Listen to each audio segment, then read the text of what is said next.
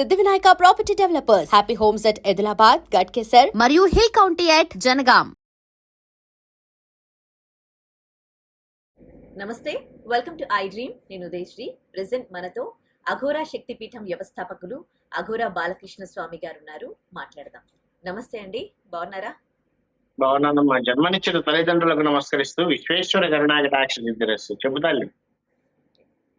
గురువు గారు, ఫస్ట్ ఇప్పుడు బాలకృష్ణ గారి ఈ అఖండ వస్తోంది కదా, ఆయన అఖండ 1 వచ్చినప్పటి నుంచి అఘోరా అంటే కొంచెము అందరికీ కూడా దాని గురించి తెలుసుకోవాలి. ఏంటి అసలు అఘోరాలు ఇలాగే ఉంటారా, అఘోరా అంటే ఏంటి అని కొంచెం ఆలోచించడం స్టార్ట్ చేశారు. బట్ ఇప్పటికీ చాలా మంది అఘోరాలను చూస్తూ ఉంటాం. విభూది రాసుకుంటారు, సరిగ్గా బట్టలు కంప్లీట్గా వేసుకోరు. మీరేమో అఘోరా శక్తిపీఠం వ్యవస్థాపకులు కూడా. మీరేమో కంప్లీట్గా డిఫరెంట్గా మామూలుగా టెంపుల్స్లో స్వామీజీ లాగా ఉన్నారు. అసలు ఏంటి అఘోరాలు అంటే? అమ్మా, అసలు ఒరిజినల్ గా అఘోరా అంటే అంత సామాన్యంగా మీడియా ముందుకు వచ్చి ఇంటర్వ్యూలు ఇచ్చే వాళ్ళు ఎవ్వరూ కూడా ఈ రోజున అఘోరాలు కాదు. నెంబర్ 1. నెంబర్ 2, మీరు ఇందాక అన్నారు విభూతి పూసుకున్న వాళ్ళంతా అఘోరాలు. విభూతి పూసుకున్న వాళ్ళు అఘోరాలు కాదు, నల్ల బట్టలు వేసుకునే వాళ్ళు అఘోరాలు కాదు. అసలు ఒరిజినల్ గా అఘోరా అంటే నా దృష్టిలో Aghora is equal to lord Shiva. అంతే, దానికి సెకండ్ థాట్ ఉండదు. అఘోర సాధన చేసే వాళ్ళు ఉంటారు. ఒరిజినల్ గా అఘోరాలను చూడాలి అని అంటే భగవంతుడు మన మీద కృప కలిగి తప్పితే మనం వాళ్ళని చూడలేము.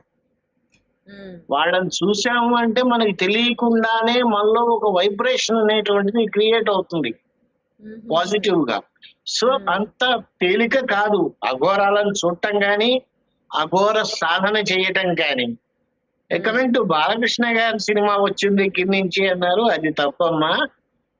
అసలు ఫస్ట్ అఘోరాలు అంటే ఏంటి, అఘోరాలు చేసే సాధన ఎలా ఉంటుంది, అఘోరాలు ఎంత కష్టపడతారు అనేటువంటిది నేను 8 సంవత్సరాల క్రితమే చాలా ఛానల్స్ లో చెప్పా, ఇంక్లూడింగ్ ఐ డ్రీమ్ లో కూడా చెప్పా. కాకపోతే అఖండాలో చేసినటువంటి బాలకృష్ణ గారి, నందమూరి బాలకృష్ణ గారి క్యారెక్టరు, దాన్ని క్యారెక్టర్ అనడం కన్నా జీవించారు. అఘోర వేషంలో ఆయన ఏ అఘోరా పరకాయ ప్రవేశం చేశాడో తెలియదు కానీ ఆయనలోకి అద్భుతమైనటువంటి ఇది నిజంగా అఘోరా ఇలాగే ఉంటారు, ఇలాగే చేస్తారు అనే భావనని ప్రజల్లో కల్పించాడు ఆయన. అందుకనే కరోనా టైంలో వచ్చినా కూడా ఆ సినిమా 40% ఆక్యుపెన్సీతో వచ్చినా కూడా, ఎందుకంటే ఆ సీట్స్ లో గ్యాప్లు ఇస్తూ కూర్చోబెట్టేవాళ్ళు కదా అప్పుడు, అద్భుతమైనటువంటి కలెక్షన్స్ ని రాబట్టింది. ఇప్పుడు ఆ బోయపాటి శ్రీనివాస్ గారి దర్శకత్వం, తమన్ గారి సంగీతం ఆధ్వర్యంలో 2లో కూడా ఆయన జీవించాడు అనే చెప్పాలి. దేనికంటే అసలు అది మన సనాతన ధర్మం ఎలా ఉంటుంది, హైందవ ధర్మం ఎలా ఉంటుంది, ధర్మం అధర్మం అయిపోయి అధర్మం మితిమీరిపోతే అఘోరాలు నిజంగా బయటకు వస్తే కలిగే పరిణామాలేంటి, ఇలాంటివన్నీ కూడా ధర్మంలో చూపించారు. ఇక్కడ దేశంలో సైనికులు మనకి బోర్డర్ లో ఎలా కాపలా కాస్తున్నారో దేశ రక్షణ కోసం, అలాగే అధర్మం మితిమీరిపోయినప్పుడు ఇలా అఘోరాలు బయటకు వస్తారు. అఘోరాలు బయటకు వచ్చి నిజంగా బాలకృష్ణ గారు జీవించేశారనే చెప్పాలి. అఘోరాలు బయటకు వస్తే ఏదో చంపాయి గొడవ చేసేసి చేస్తారని కాదు అక్కడ ఉద్దేశం ఆ సినిమాలో. నిజం చెప్పాలంటే కంటి చూపుతో చంపేస్తారు అఘోరాలు. ఏదైనా చెయ్యగలరు, ఏదైనా సాధ్యపడుతుంది వాళ్ళకి. అంత అద్భుతంగా జీవించేశాడు ఆయన. సాక్షాత్తు శివుడు ఆయనలోకి ప్రవేశించి అటువంటి క్యారెక్టర్ ని ఆయనకే లభించేటట్టు చేశాడు. ఆయన తప్పితే ఇంకెవరూ చెయ్యలేరేమో ఏంటమ్మా, చండాలంగా చెయ్యలేరు. అఘోర అంటే బాలకృష్ణ గారి లాగా ఇంకొకళ్ళు ఎవరు కూడా ఆ క్యారెక్టర్ ని చెయ్యలేరు. ఎందుకు అని అంటే మిగతా ఏ క్యారెక్టర్స్ చూసినా గానీ, మనం మామూలుగా సినిమాలు చూస్తున్నా గానీ, అరే ఈ క్యారెక్టర్ బాగుందిరా, లేదు వీడి యాక్షన్ బాగుందిరా అని అనుకుంటాం. అదే అఘోరా సినిమా స్టార్టింగ్ నుంచి ఎండింగ్ దాకా చూసినా కూడా సినిమా అంతా అయిపోయిన తర్వాత లేచి ఆ వెండి తెరకి నమస్కారం చేసుకొని బయటకు వస్తారేమో జనాలు. ఇంకా చెప్పాలంటే రిలీజ్ 5వ తారీఖు అనుకుంటాను. అంబులెన్స్ లో వెండి పెట్టి కూర్చోవడం బెటర్ ముందు జాగ్రత్తగా. ఎన్ని వేల కోట్లు వస్తాయో తెలియటం లేదా సినిమాకి. అంత అద్భుతంగా రాణించారు బాలకృష్ణ గారు. ఎంతైనా సరే ఆయన వంశమే. నందమూరి తారక రామారావు గారి ఈ హంస ఆయనలోనే ఉందేమో అని అనిపించింది. ఇకపోతే అంత బోయపాటి గారు ఆయన ఇప్పుడు చెప్పమ్మా. అఘోరా ఇప్పుడు బాలకృష్ణ గారికి ఆ క్యారెక్టర్ ఇచ్చి అఘోరా గురించి ఎంత స్టడీ చేసి ఉంటారు. ఇప్పుడు బాలకృష్ణ గారు అంత బాగా చేశారు అని అంటే ఒక డైరెక్టర్ గొప్పతనం కూడా అందులో ఉంటుంది కదా. సో డైరెక్టర్ గారి గురించి ఏం చెప్తారు? అమ్మ బోయపాటి శ్రీనివాస్ గారు ఫస్ట్ అఖండ తీసినప్పుడు ఒక డైరెక్టర్ గా నిజం చెప్పాలంటే ఆయనకి ఫలానా వ్యక్తిని మనం తీసుకుంటే ఈ పాత్రకి న్యాయం చేకూరుతుంది అని ఒక ఎస్టిమేషన్ తో ఉంటారు. నాకెందుకో ఈ సినిమా దర్శకుడు వల్ల హిట్ అవుతుందా, సంగీతం వల్ల హిట్ అవుతుందా అనంటే సాక్షాత్తు శివుడే వాళ్ళకి ఏ ఏ క్యారెక్టర్స్ కావాలో ఎంచుకొని వాళ్ళల్లో శివుడు ప్రవేశించి పరకాయ ప్రవేశం చేసి ఆ క్యారెక్టర్స్ ని అందించాడేమో అని అనిపిస్తుంది. అంత గొప్పగా తీశారు, అంత అద్భుతంగా తీశారు, ధర్మాన్ని అంత అద్భుతంగా చూపించారు. సనాతన ధర్మం అంటే ఎక్కడి నుంచో ఏదో చెయ్యక్కర్లేదమ్మా, మన వేద ధర్మమే సనాతన ధర్మం. నిజం చెప్పాలంటే ఈ రోజుల్లో ఈ సినిమా అఖండ గాని అఖండ 2 కానీ ఇట్లాంటి సినిమాలు మన ధర్మం ఎలా కాపాడబడాలి అనేటువంటి సినిమాలని ఖచ్చితంగా తీయాలి. ఏది ఏమైనప్పటికీ నందమూరి తారక రామారావు గారి వంశంలో ఆయన నట విష్ణు బాలకృష్ణ గారిలోకే వచ్చింది. బాలకృష్ణ గారిలోకి ప్రవేశించి అసలు ఏంటమ్మా గూస్ బంప్స్ వచ్చినాయి నేను ట్రైలర్ చూసినప్పుడు కొన్ని డైలాగ్స్ కి. అంత మంచు పర్వతాల్లో ఉంటూ చాలా విపరీతమైన చలి ప్రదేశాలు -12 ఈ టైప్ టెంపరేచర్ లో ఉంటూ బట్టలు లేకుండా ధ్యాన నిమగ్నులై ఉంటారు అని అంటే అఘోరాలకి తప్పితే, సాధన చేసే వాళ్ళకి తప్పితే మనలాంటి మానవులకి సాధ్యమా? జరగని పని అది. కనీసం మనం ఒక 10 నిమిషాలు ఐసు గడ్డ పట్టుకొని నుంచోలేం. అలాగే మొన్న జరిగినటువంటి మహాకుంభమేళ ఆ టైంలో నేను అక్కడే ఉన్నాను, 41 రోజులు అక్కడే ఉన్న కుంభమేళాలో.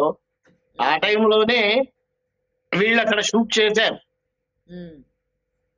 అఘోరాలు, ఒరిజినల్ అఘోరాలని ఒక 5-6 చూపించారు కూడా దాంట్లో. అంటే వాళ్ళు ఏదో డైలాగులు చెప్పారని కాదు, చూపించారు. అట్లా వెళ్తూ ఉన్నప్పుడు గుంపుగా స్నానానికి బయలుదేరుతున్నప్పుడు కొన్ని షార్ట్స్ చూపించారు, మీరు చూడొచ్చు. అసలు మనిషి ఎలా ప్రవర్తించాలి అనేటువంటిది, మన గొప్పతనం ఏంటి, భగవద్గీతలో ఉండేటువంటి సారాంశం ఏంటి, ఇలాంటివన్నీ కూడా అటువంటి సినిమాలు చూపించారు.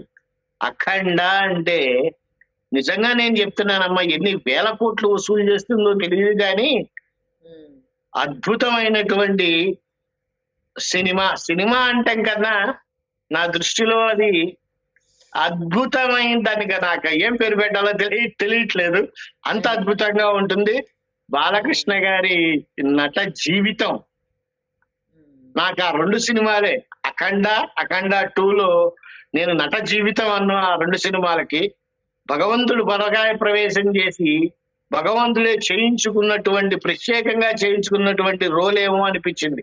ఉదాహరణ చెప్పాలంటే మనకి నాగార్జున గారి సినిమా చూసినప్పుడు అన్నమయ్య, అందులో నాగార్జున కనపడలేదు, మనకి ఆ క్యారెక్టర్ కనపడింది. లాస్ట్ లో పరకాయ ప్రవేశం చేశాడేమో అన్నమయ్య అని అనిపించింది. అలాగే కొంతమంది కారణ జన్ములు.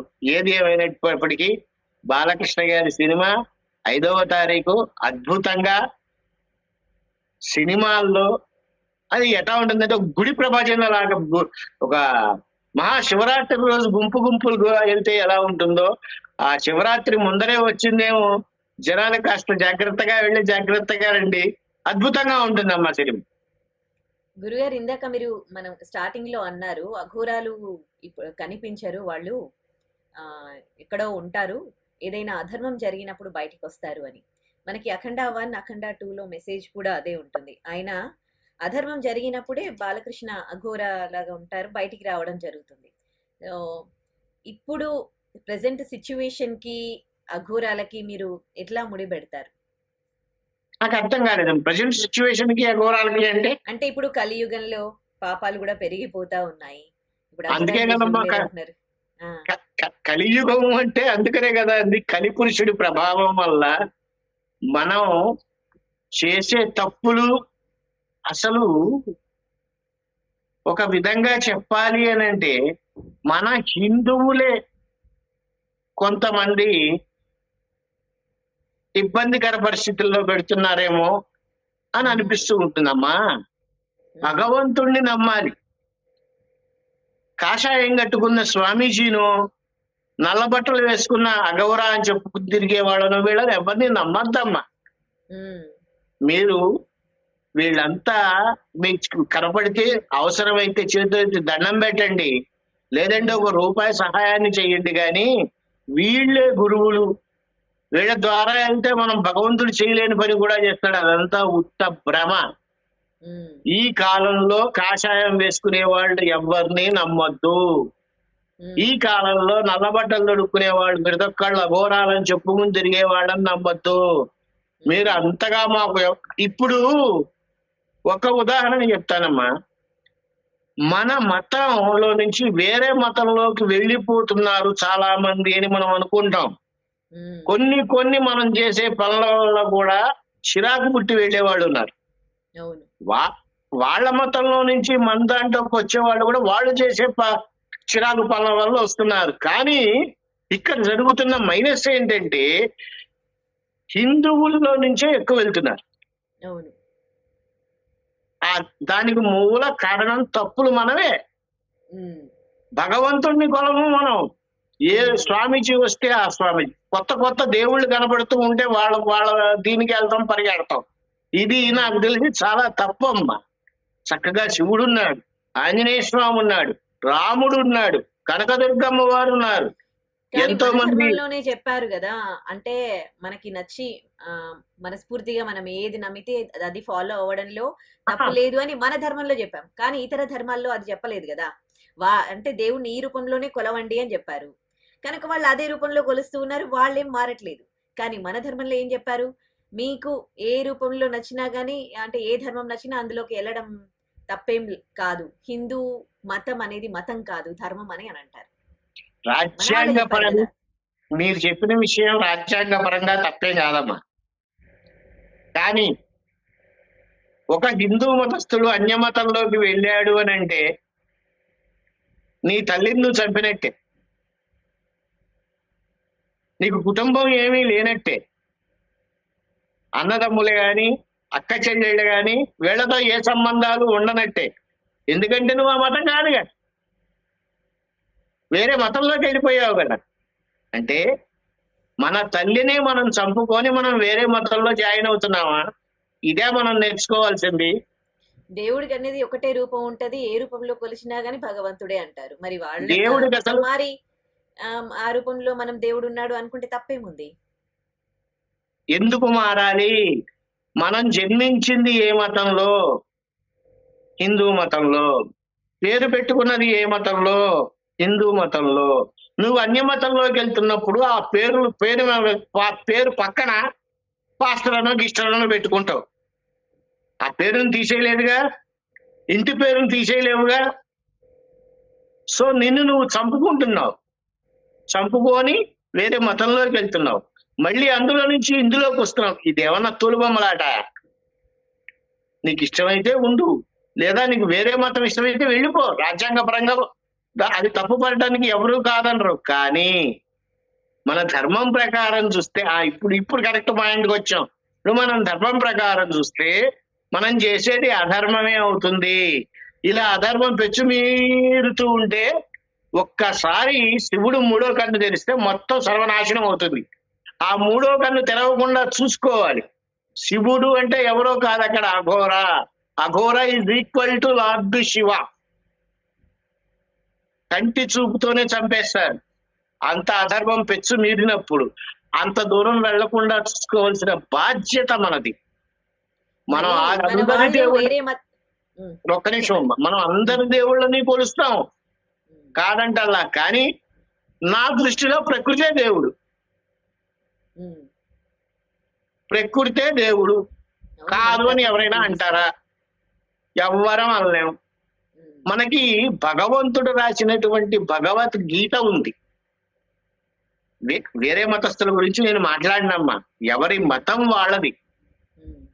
కలియుగంలో కలి ప్రభావం ఎక్కువగా ఉంటుంది కాబట్టి కొంచెం తప్పు చేస్తే ఆ కలిపురుషుడు పరిగెత్తాడు మన వెనకాల పడటానికి.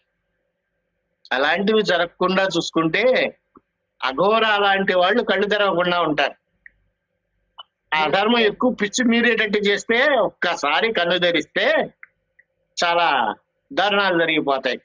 ఆ ధర్మం మొత్తం నశించిపోతుంది, ఇక ధర్మమే మిగులుతుంది. చెబుతాండి.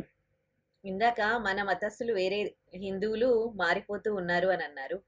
మరి అట్ ది సేమ్ టైం అది తప్పు అని అన్నారు. అట్ ది సేమ్ టైం వేరే మతస్థులు కూడా హిందూ ధర్మాన్ని అనుసరిస్తూ ఉన్నారు, ఈ మతంలోకి మారుతూ ఉన్నారు. మరి అది కూడా అధర్మం కాదా? అది కూడా ఆ మతంలో పుట్టారు, ఆ మతంలో పెరిగారు, ఆ పేరు పెట్టుకున్నారు. కరెక్ట్ పాయింట్కి వచ్చావమ్మా. వేరే మతస్థులు కూడా మన మతంలోకి మారితే అది అధర్మం కాదా అన్నారు. వేరే మతస్థులు అనేటువంటి వాళ్ళ ఇంటి పేర్లు ఏంటమ్మా? ఒరిజినల్ గా వేరే మతస్థులు అంటే ఒరిజినల్ అమెరికన్స్ కూడా మారుతూ ఉన్నారు. ఇతర దేశాల్లో కూడా మీరు చూస్తూ ఉన్నారు కదా. ఇప్పుడు అదేంది హరే రామ హరే కృష్ణ అంటూ మారుతూ అసలు ఎన్ని వీడియోస్ చూస్తూ ఉంటాం మనము. మరి వాళ్ళైతే క్రిస్టియన్స్, మన దగ్గర ఉన్న వాళ్ళు కాదేమో మేబీ, ఎందుకంటే ఇక్కడ అంతా హిందూ ధర్మం, హిందూ దేశం. నేను ఇక్కడ ఉన్న వాళ్ళదే చెప్తున్నానమ్మా, మన భారతదేశం గురించి మాట్లాడుతున్నా. ఆ లెక్కను చూస్తే ఆస్ట్రేలియాలో అందరూ క్రిస్టియన్లే. వేరే మతస్థులు హరే రామ హరే కృష్ణ అని మీరు అన్నారు, బాగుంది.